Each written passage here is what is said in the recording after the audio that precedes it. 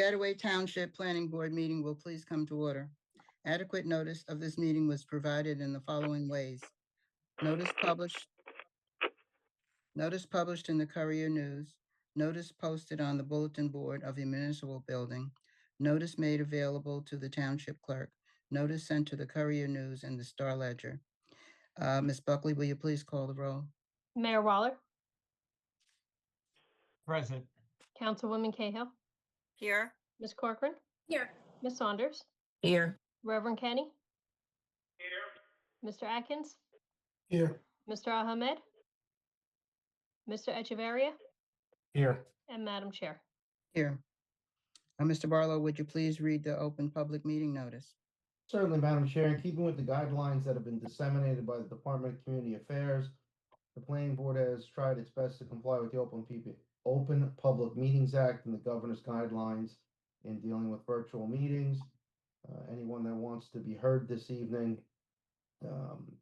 if we were just asking if they would raise their hand, and at the appropriate time, the chair will call on them, and we've complied with the DCA guidelines, Madam Chair.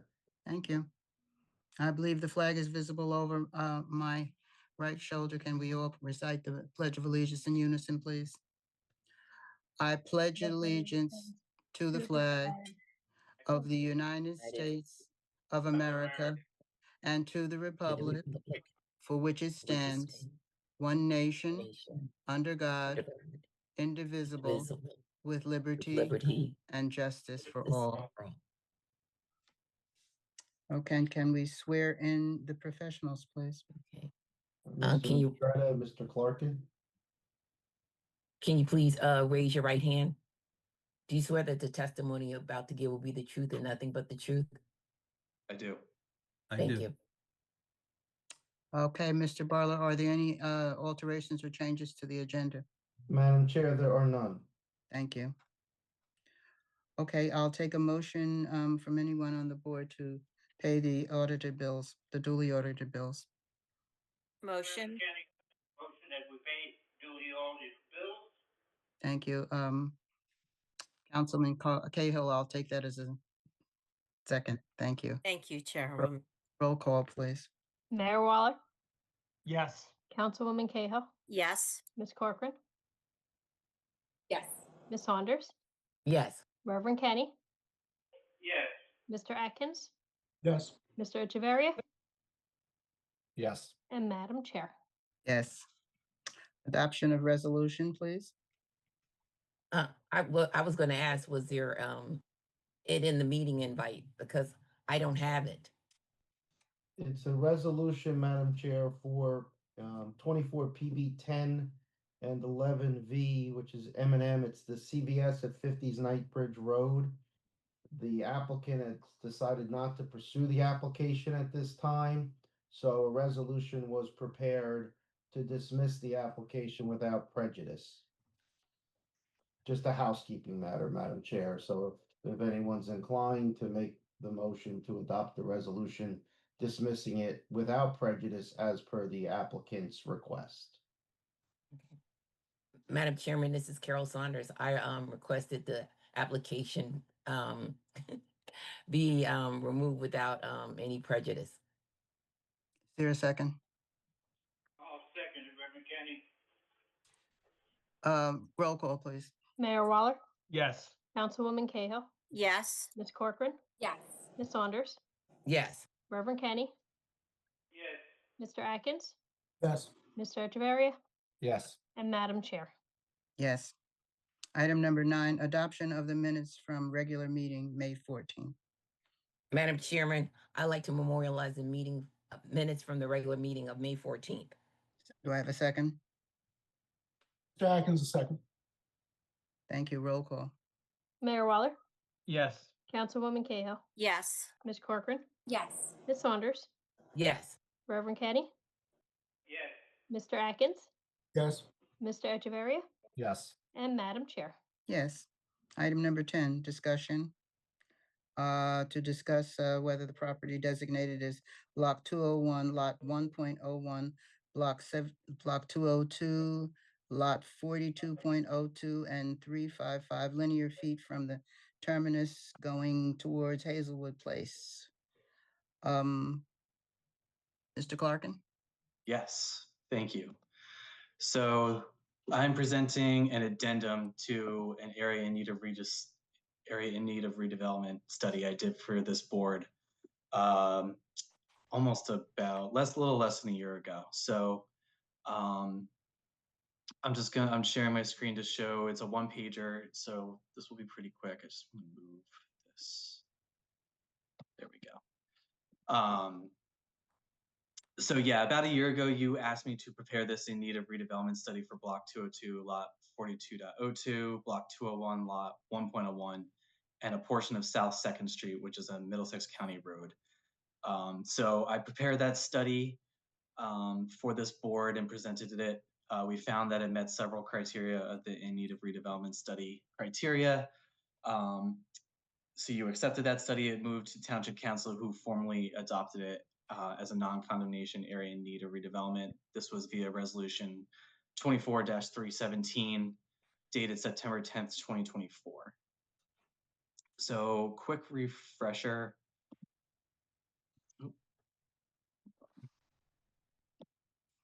Is there interference? Nope, I was just switching up. Oh, So okay. the two properties were this one right here. So South 2nd Street runs here and it terminates right here. And the border Mr. with Denellen. Clarkin, we're not moving with your screen. We still just have a Word doc up. Oh, you know what? I know why. Thank you.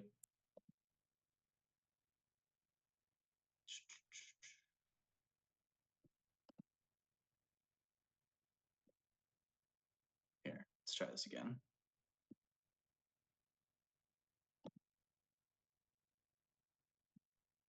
How about now? Yes. Yes. Okay. we can- Okay, Mhm. sorry about that. So as a refresher, the two parcels was this. It was basically just a storage lot not being used, and then this bigger lot with 3 structures on it. They were found to be dilapidated, but also included was 180 linear feet of 2nd Street. Mhm. So this is right on the border with Denellen. It's right near Denellen train station. So since that time, a potential redeveloper has emerged, and they're doing some due diligence. And they found that they may need additional right-of-way for South 2nd Street to make this an effective redevelopment. Now, you probably don't remember, but we included the 180 linear feet to make it one contiguous lot so that it could be effectively redeveloped. So that was the reasoning, the legal reasoning behind including those linear feet of the street, so that you wouldn't have 2 separate redevelopments, you would have one contiguous. So the purpose of this addendum really is to formally recommend, in my professional opinion, that an additional 175 feet of South 2nd Street's right-of-way be included within the study area. So 180 was originally included in my original study, and this addendum would be adding another 175. So that would bring the grand total to 355 linear feet. And the rationale for such inclusion of the entire 355 linear feet is exactly the same as why we originally included South 2nd Street in the original. And it's because of the need for the effective redevelopment of both parcels into one project. So therefore, it's my professional opinion that the inclusion of a total of 355 linear feet of South 2nd Street is found necessary with or without change in its current condition for the effective redevelopment of which it's a part, so that it can be one contiguous study area that can be effectively redeveloped. So that's really all I have. It's short and sweet. It's really just making this minor addendum and change to the study area in terms of the length of right-of-way that South 2nd Street is included for the effective redevelopment area. So could you show us one more time on the Sure, yeah.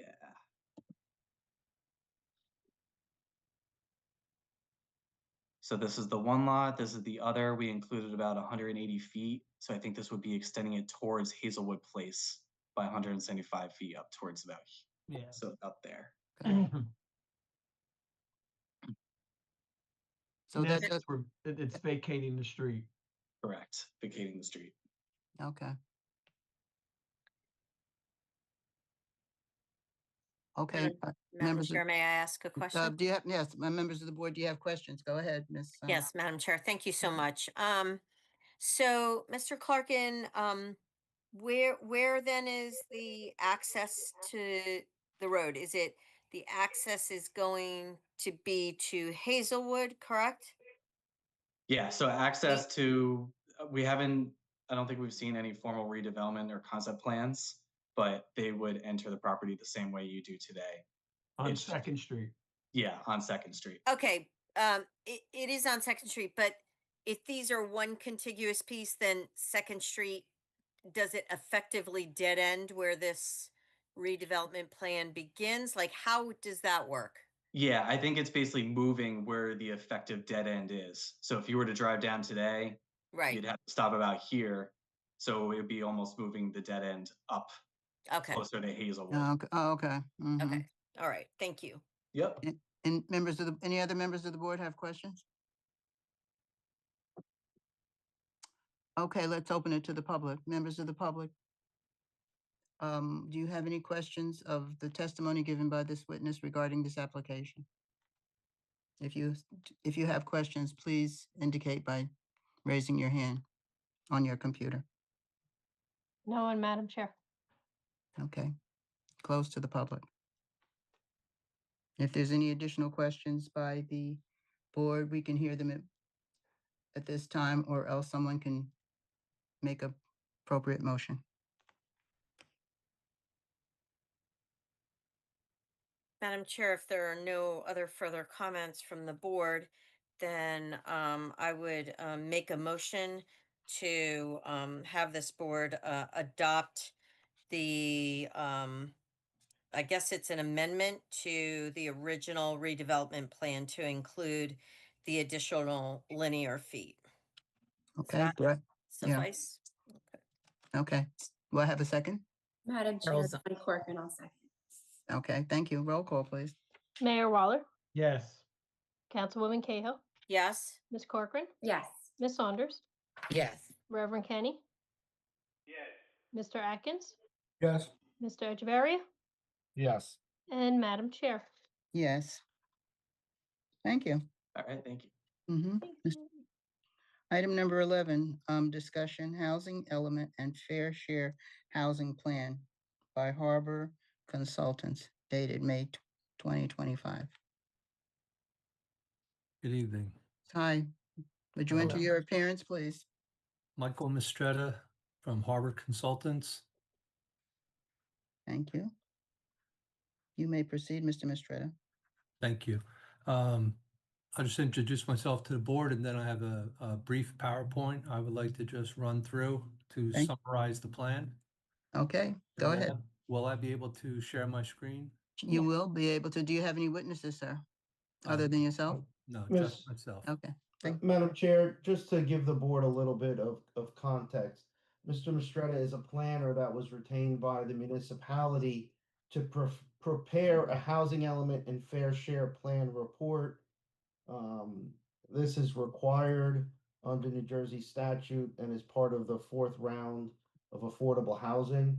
So this is kind of like the master plan review that we do and reexamination report, in that Mr. Mistretta is the municipality's planner.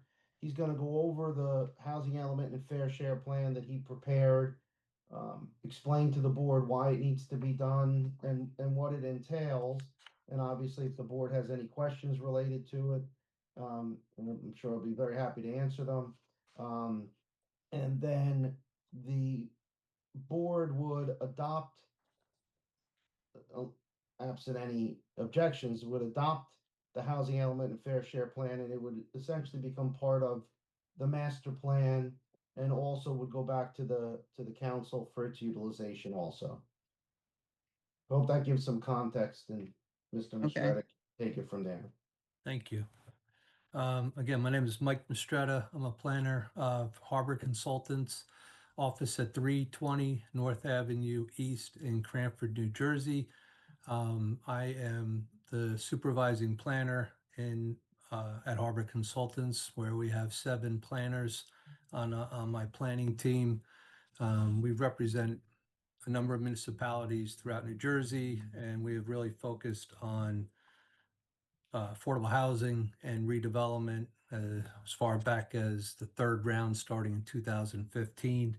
And tonight I'm going to just walk through the board the housing element fair share plan that I submitted to the township. The plan was submitted on Friday, May 30th to the planning board, and it has been on file there since then. And I know it's a rather large document containing several hundred pages, but I tried to really reduce it down to a few pages on a PowerPoint, get right to the point of the document. And if you allow me, I will bring up that PowerPoint. I will walk through the PowerPoint, and then I'll be happy to answer any questions that anybody has. Okay. Thank you. Oh, mhm.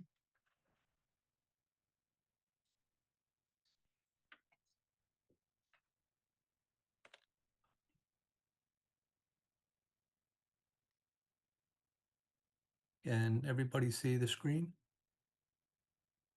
Yes. Okay, great. First slide is just the cover page of the document. It's dated June 2025. It is signed and sealed by me, Michael Mistretta.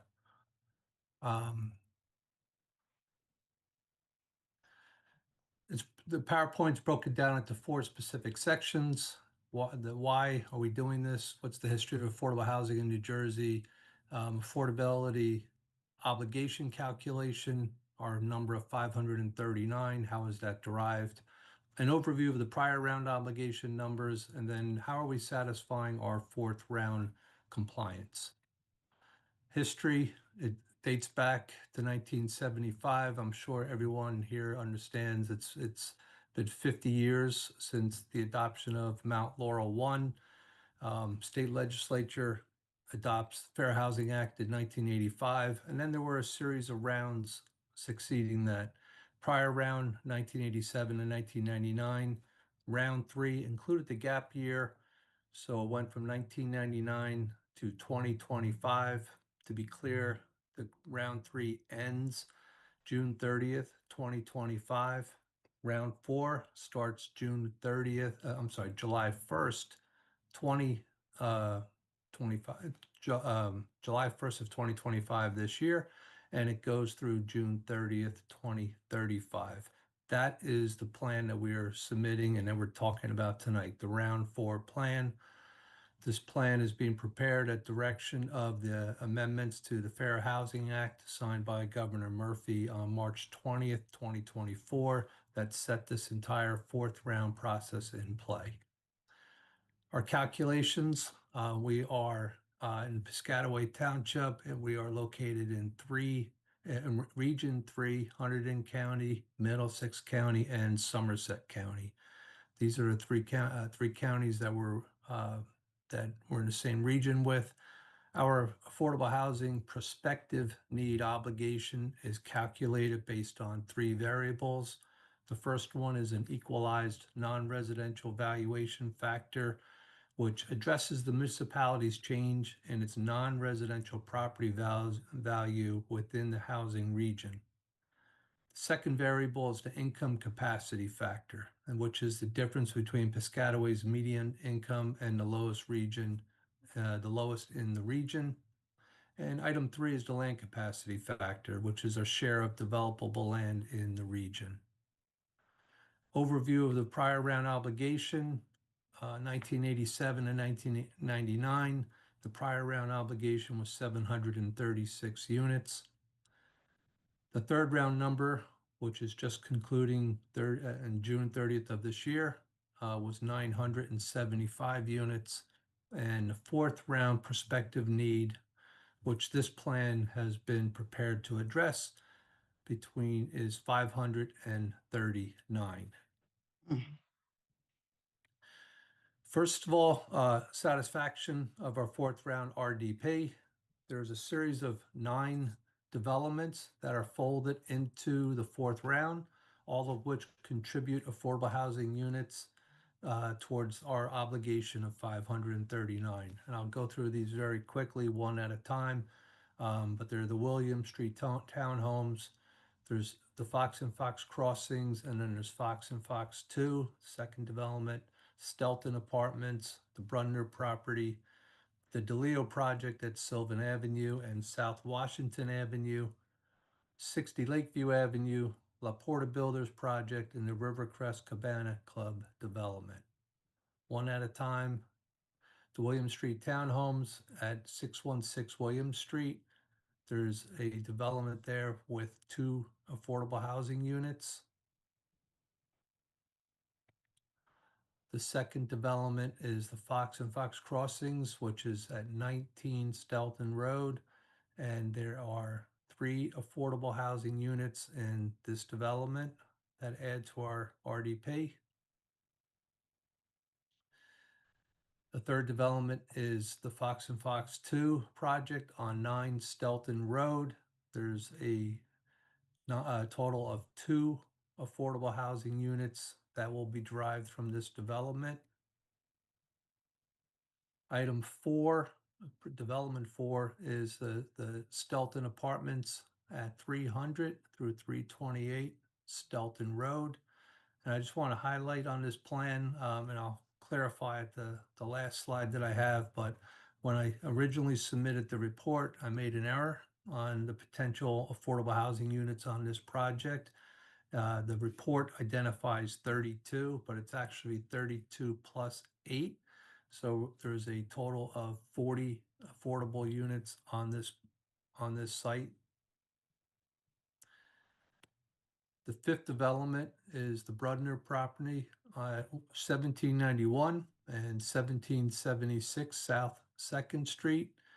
And there's a potential affordable housing units of 36 units on this site. Then there's the DeLeo project at Sylvan Avenue and South Washington Avenue. Address is 120 Sylvan Avenue.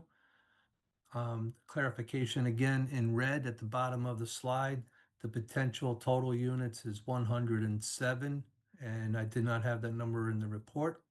And the potential affordable units is not 18, it is 21. So I want to clarify that for the record. The 7th project is located at 60 Lakeview Avenue, and there's a potential affordable units of 84 affordable units on this project. And the 8th one is at 15-17 Shelton Road. There's 2 affordable units on this development. And then finally, the 9th project is at the Rivercrest Cabana Club, located at 5160 Orchard Street and 5170 Orchard Street, where there will be a collection of 3 affordable housing units on this development. The 2 projects that we've included in the plan to address our unmet need is the RIA project, located at 1700 South Washington Avenue. It's a total of 218 units with 39 potential affordable housing units. And the second one is located at block 1901, lot 6401, with an address of 44 Stelton Road. The potential total units is 157, and the potential affordable units is 32. A summary of the plan of all of the numbers that I just went through as far as our obligation, our RDP developments. I had 182, but there's 2 corrections that I'm making tonight for the record. There was 8 units that I did not include in another project. I was off by 3. So I want to clarify, there's 193 total affordable housing units that would be collected by those 9 developments. Those are the first 9 that I went through. And then under the unmet need developments, there's a total of 71 units that would be collected in those two projects. The township is allowed to receive a maximum number of bonus credits of 25% of their number of 539. So we are eventually, as we work through this plan and build out these projects, the township is allowed to receive 134 bonus credits towards its fourth round obligation. The plan talks about two other mechanisms in order to collect additional units throughout the township as the fourth round moves forward. And one is the extension of controls. It's to be determined. There's going to have to be a detailed analysis of the prior round plans, prior round projects, and all of the different affordable housing units that we have in the township today. As those prior, what this means is as the prior round affordable housing units are expiring, there's an opportunity for the township to work with that developer, use its affordable housing trust fund, and extend a deed control, a deed restriction that is on one of those units that is expiring in the fourth round. And if it's extended into the fourth round with a new deed restriction, we will get credit for the unit and we do not have to build another unit in its place. Mm. So that is, I'll go back to the first slide, but as you could see in the prior rounds, we built hundreds and hundreds of affordable housing units in our town over the decades. And there's an opportunity to go back and see how many the prior round calls out for it, this plan calls out for it.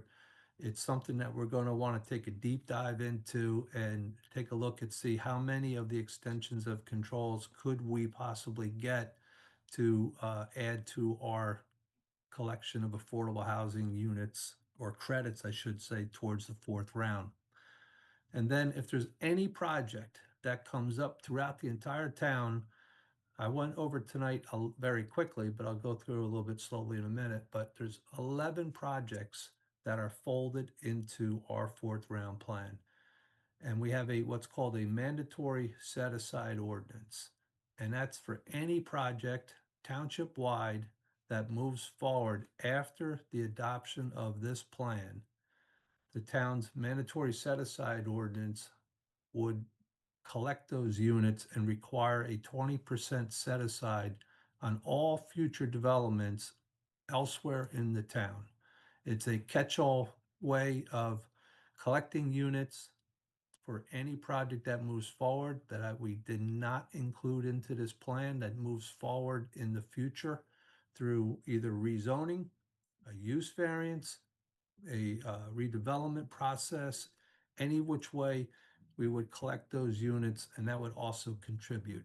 And we've established that's the balance of our obligation. That's the 141, although that number could go down if we obtain more of the extensions of controls.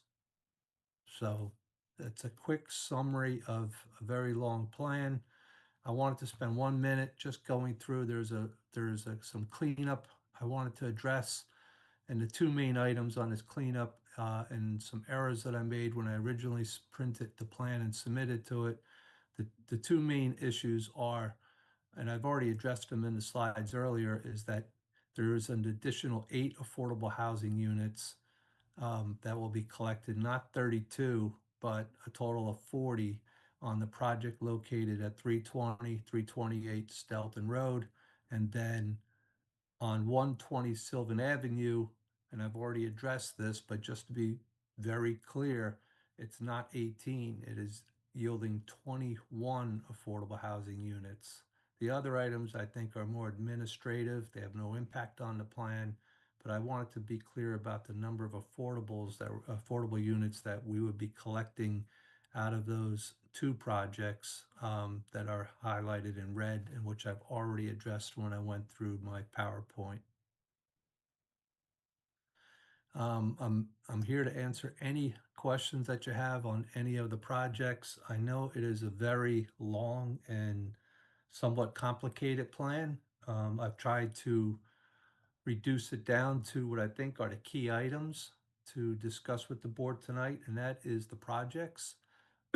This housing plan is all about either rezoning or use variance or redevelopment, one of the planning tools to create a density with the set aside to collect affordable housing units so that we could address our constitutional obligation of 539 units for the fourth round.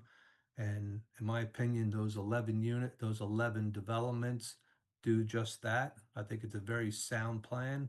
And as I showed you, whoops, I don't know what happened there. As I showed you on one of the earlier slides, we have Piscataway Township has a very long history of compliance and of constructing a substantial number of affordable housing units, as you could see by these numbers in the prior round and the third round. There's almost 2,000 units constructed or credits total in just the first two rounds alone. So the township has a long and positive and strong history of compliance and adopting plans in accordance with the Fair Housing Act. And in my professional opinion, this plan continues that trend, and we have addressed our constitutional obligation. Thank you. Thank you. Members of the board, any questions or comments? Madam Chair, I'm going to reserve my comments until after all the other comments are taken in. Members of the board, any questions, comments? I don't think I have any questions. So the plan, if adopted tonight, we are meeting our obligation as laid out by the law. Is that correct, Mr. Mistretta? Yes, the amended Fair Housing Act adopted March of 2024, put in a very strict time frame for every municipality throughout New Jersey to adopt their fourth round plan. The deadline is June 30th, 2025, the end of this month. The plan needs to be adopted, prepared, and presented at a public hearing, just like we're doing tonight. The plan needs to be adopted by the planning board. It's a master plan document. It needs to be adopted by the planning board and by resolution, and then also endorsed by the township council by resolution. And then we have 48 hours to file both of those documents, the two resolutions and the plan itself, down to the Department of Community Affairs. And that closes out our responsibility for compliance with the fourth round for the first stage of it. Should anybody have a question or an objection to the plan or a comment, there's a period of time between July 1st and through the end of August. They're due all prior to September 1st. Any comments on the plan? And then at that time, we would take a look at those comments, and as a group, we would, consider those comments and decide whether or not the plan needed to be amended in any way. But the first stage is, and we've worked through many stages to get here this evening. I'm not going to take up more of your time, but there's an awful lot of work that we did throughout 2024, which addressed compliance with our Affordable Housing Trust Fund, with our unit monitoring report, making sure all of the credits are in place for our prior rounds, and so on and so forth. And then there was an evaluation of the DCA numbers that went through from October all the way to January. So we really didn't get our official number until about, I think it was around mid-February, which then we were unleashed to put this plan together. So it's all come together in very short order, but the town is fully in compliance. The town has a long history of compliance, and this sets the stage for, this is essentially a 10-year housing plan. I hope that answered your question. Thank you. Yes, it did, Mr. Mistretta. Um, we have to open it up to the public, don't we? Yes. Mr. Okay. Machado, you could unshare your screen. Sure. Thank you, sir. Members of the public, you've heard testimony about the fair share housing plan that's being the fourth round that of the municipal obligation for affordable housing. Does anyone in the public have any questions of Mr. Mistretta at this time? If so, please indicate by raising your hand on your computer. No, Madam Chair. Seeing no hands being raised close to the public at this time. Madam Chair, if I can jump in real quick. Mm-hmm. We also have to add the fact that we do have a pending lawsuit against us by the Builders Association and some high-density housing lobbyists. The bottom line is that we believe our plan is in compliance, but more importantly is the DCA, because the law was written, the judge and the DCA officials actually have our municipal complex where Public Works and the PD is for 80 units to be built there. We tallied up any additional vacant land. It would mean a minimum 40 units per acre. 40 units per acre. And I reemphasize this because the most we've ever done was 15 units per acre, you know, for condos or apartments. This is so flawed, it's unbelievable. And I blame the state for this. I blame the judge. Will be winning it in the appellate division because of their errors. Anybody can go on Google Earth and see that the property on Hose Lane, where the municipal building, the police department, and Public Works is, it's a government facility. You're not going to put 80 units there. And there's other properties throughout the town where they're saying development, like in the middle of the creek and the river. You know, it's just bizarre. I mean, nobody bothered to even go on Google Earth and look at these properties that they were adding to. And of course, you know, it doesn't help when you have the Builders Association. They want to build on every square inch in every community. But, you know, I just would be remiss. We believe that we were in compliance. And as a matter of fact, these obligation numbers will go down because we're obviously not going to build in the middle of the river. We're not going to build on our municipal complex because, you know, for obvious reasons. So I just want to make sure the board members and the general public knew about that. This is a flawed process by the state, for lack of a better word, and DCA. So how is that lawsuit going to impact what we have to do here tonight? Well, we for now, Madam Chair, we just approved this tonight, as well as the council, and that protects us from further lawsuits. But, you know, we're appealing the numbers because if you go by what they didn't look at for Google Earth, in theory, we would have to put 80 condos in the middle of the courtyard of our municipal complex. So the builders are suing to do a housing project? No, they sued us and everybody else. They sued everybody. Okay. Because they're greedy. That's why. Okay. Well, Your comments are on the record. Yep. Yeah, basically there's a fight between how they calculated many of the municipalities' numbers and what the municipalities think are the actual buildable areas where they can be built. Okay. So that, unfortunately, because of the stringent deadlines that were imposed on each municipalities, this has to be done by June 30th. It's for 10 years. We might not get a decision from the appellate division for, you know, God knows how long. God knows how long, yeah. Especially because there's so many municipalities that are in similar situations to Piscataway. And we're not and Madam Chair, we're not the only ones that are finding out that, you know, nobody bothered to look on Google Earth. So, I mean, so the municipal, so we have to proceed with our plans, and notwithstanding the fact that they're challenging and throwing, trying to screw up everybody's plans. But hypothetically, if we succeeded and say the amount of buildable land is done by our calculations, that number could be 375 instead of in the 500s.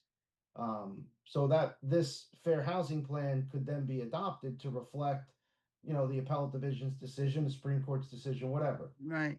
Again, we have to act now. We are now in compliance if the board adopts this and the council does, so that we can't get in additional trouble with the state, so to speak. Mhm. And then the matter will run its course as the mayor indicated, and they'll find out that you can't put condos on top of his office. Okay. On the municipal building. Why not? Might get a All right. pickleball court like in the driveway or something. So our next course of action then is to make a motion. And so would someone like to make a motion to adopt this housing fair share plan? Madam Chair, oh, I'm sorry. No, go ahead, Dawn. I'll second it. Madam Chair, I'd like to make a motion to adopt the housing element in the fair share plan. I will second that, Madam Chair. Okay, Roll call. roll call, please. Mayor Waller, Yes, and I suspect Councilwoman this Cahill? number's gonna come down, so No, okay. Right now, it's 500 and some, that's right? correct. 539. Okay, 39. Councilwoman Cahill, Yes. Ms. Corcoran, Yes. Ms. Saunders, Yes. Reverend Kenny, Yes. Mr. Atkins, Yes. Mr. Ahmed, Yes. Mr. Echeverria, Yes. and Madam Chair. yes. So now we have a resolution to forward this on to the council? Madam Chair, we have essentially 4 resolutions that the board's gonna have to do for 10, 11, 12, and 13. Can we Okay. all at 10, the 11, end? 12, and 13 what? Well, you have numbers 12 and 13 on the agenda coming up that also. Okay.